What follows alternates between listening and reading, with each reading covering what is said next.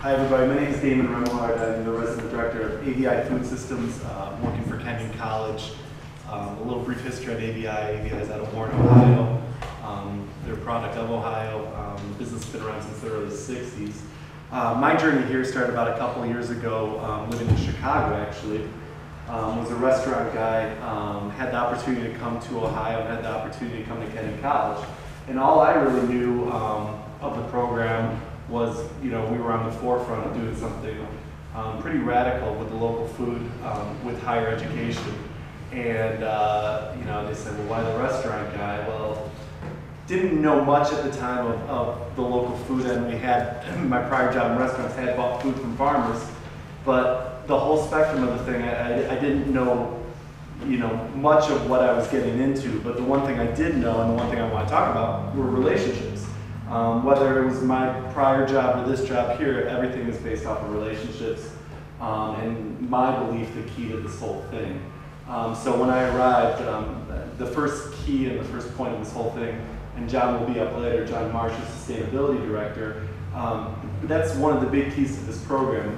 We have chefs, we have managers, we have employees, but John's sole responsibility is to get the local food in, to make sure that it happens, and John 100% goes out and gets it for us. So that was the key, and I think John will attest to it. When I arrived, the program had been going, but we had been through a couple chefs at the time, and traditionally, whether it's a restaurant or higher education, we as food service individuals, as Howard mentioned, point and click on the internet, order it, it comes in the next day, it's here, it's guaranteed.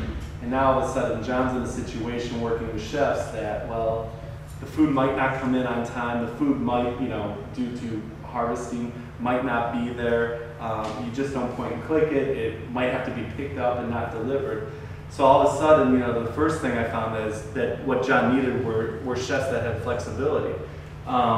Whether it's John going to a farmer, or whether it's him going to the auction, there's certain times where product's in abundance, or there's a lack of product, and the chef has to be able to act on that on a dime and make a decision instead of having have your set menu. But if things go out of whack or things change, they have to be able to change. So I think that was the number one thing that needed to happen. And then getting back on the vendor end, again, we are very convenient. You go to a distributor, you go to a milk distributor, it comes the next day. So we get back to relationships, and I think John's main role has been getting with people, sitting down with people, having a cup of coffee and sitting across the table and talking about what they can provide, what they can grow, and more importantly, how we can help them.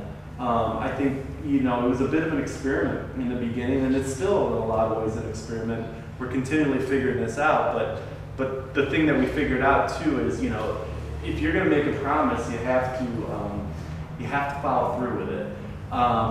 And maybe initially, I think we probably set what we wanted the bar a little bit high, but what we soon found out, if we gave modest expectations of what we needed with the farmer, we were able to maintain that and fulfill what we had asked for. So John's whole ability with the farmer to sit down, to talk to them, and to find out what their needs are, has really made us successful with it. So now you have the chefs involved, you have our vendors involved, now you have the employees. So what Kenyon College, prior to this whole experience, the employees were traditional food service employees. So it was cutting a bag of instant mashed potatoes open, or a frozen item and such. So we really had to start re-educating the employee on the ability to cook food, not only that, but also cook local food.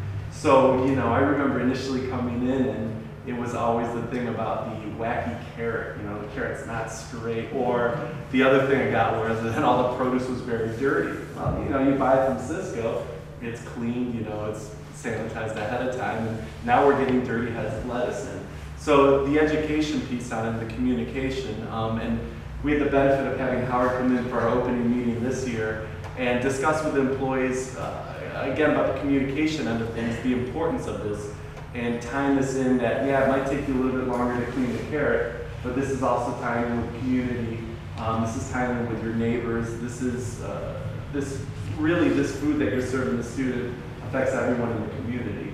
So that's a continual education piece that on a daily basis we are teaching and training our employees to appreciate the food and to appreciate where it comes from and the effort it goes into it. And the last piece on it would be the student body.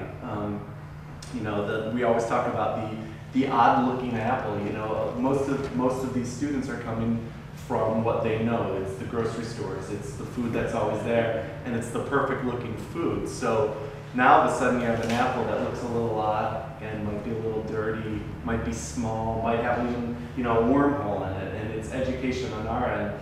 And that's something that we're working very closely with Howard on. We always joke about that. We have a lot of people nationally that know our program, but it's our goal, it's my goal to get a lot better at communicating with the student on a one-on-one basis and teaching them that this food, again, supports the community, supports, sorry, I'm just checking on my time here, making sure I'm good. Okay, I'm good. This food supports the community, and you know, having Sarah, having their group supported has been a huge thing for us. We still get questioned. We get questioned by the individuals, well, you know, why is it this way? Why is it that? But there's a lot of people that have hopped on board. So I mean, just in summary, the whole process, it's difficult than it would be of a traditional facility.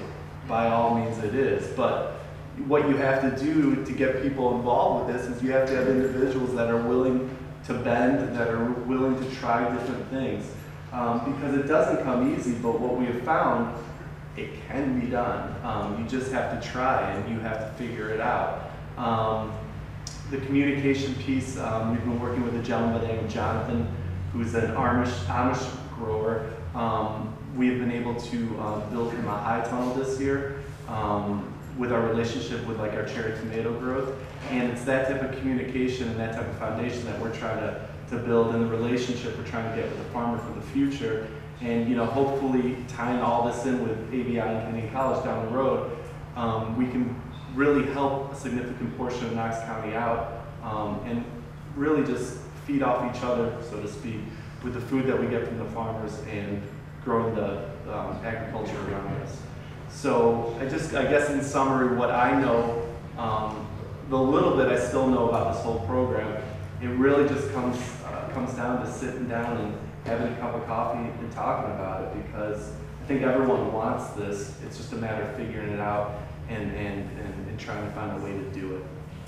So I think I'm a little short on time, but that is all I have, and thank you very much.